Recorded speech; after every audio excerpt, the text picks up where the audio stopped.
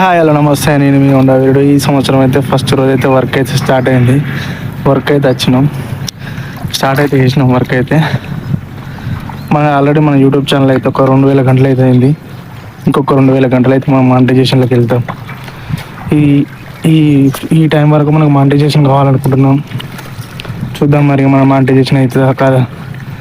ఎవరెవరో betting channel అవి ఇవి ప్రమోషన్ చేసేటోళ్ళకి మాత్రం మానిటైజేషన్ అయితే డబ్బులు వస్తున్నాయి, మనకు మాత్రం అయితే లేదు.